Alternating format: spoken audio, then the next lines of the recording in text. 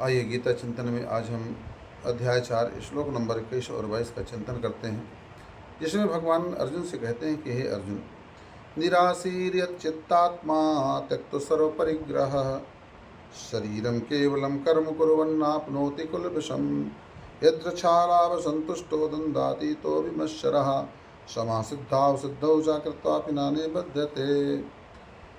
निराशीर्यच्चित्तात्मा त्यक्तो सर्वपरिग्रह, जो व्यक्ति संसार की आशा से रहित हो गया है, निराशीर आत्मा से आत्मा में ही जो है मस्त रहता है, आत्मचिंतन में, आत्मा सुख में, आत्मा आनंद में, तो वह समस्त संसार की भोगों का जिसने त्याग कर दिया हो, केवल शरीरम केवलम कर्म कुर्वन्नाप्नोति कुलविषम, जो शरीर को चलाने के लिए केवल कर्म करता है और जो बिना इच्छा के अपने आप प्राप्त हुए पदार्थ में सदा संतुष्ट रहता है, जो जिसकी कोई इच्छा नहीं है, कामना ही दुख का जड़ होती है,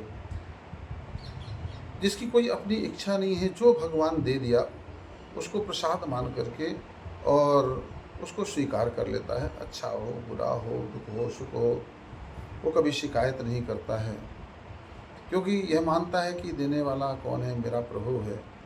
एक बार आपसे एक दृष्टांत देता हूँ। एक गुरु और शिष्य रास्ते में जा रहे थे। रास्ते में एक जगह ऐसी आई कि एक वृक्ष में फल लगे हुए थे। तो गुरु ने कहा शिष्य से, बेटा बोलो बढ़िया पके पके फल लगे हैं, मगर एक काहे का फल है समझ में नहीं आ रहा है।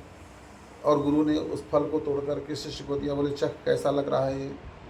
तो जब शिष्य ने गुरु के हाथ से लिया और चखा तो बोलता है, गुरुदेव बहुत स्वादिष्ट, बहुत स्वादिष्ट, बहुत स्वादिष्ट।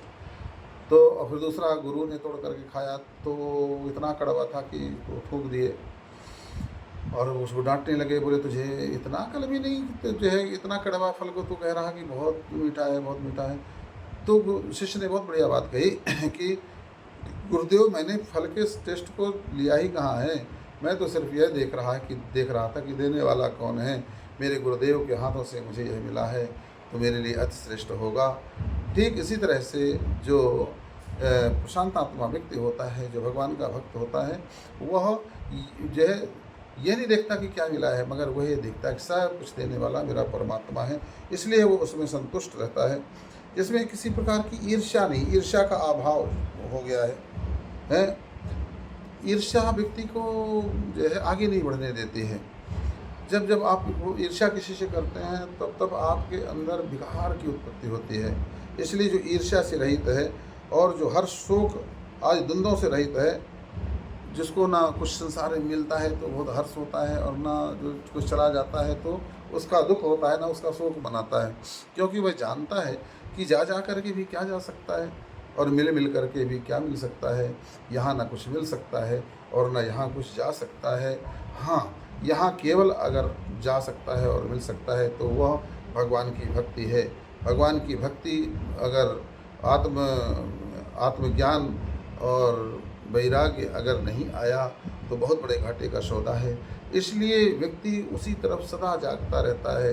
संसार मिले ना मिले, संसार कुछ मिलता है तो मिल जाए, छूटता है तो छूट जाए, ये तो वैसे भी जो है छूटने वाला है।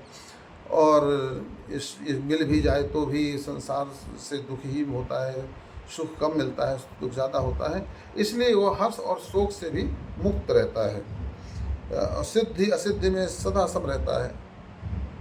केवल वही मेरा कर्तव्य, इसलिए मैं कार्य कर रहा हूँ। सिद्ध होना असिद्ध होना ये तो भगवान के ऊपर छोड़ देता है और वह सदा आगे बढ़ता रहता है। इसलिए इस संसार में आए हो तो कर्मयोगी बनिए और कर्मयोगी के लक्षण यही हैं। बोलिए भक्त वत्सल भगवान की।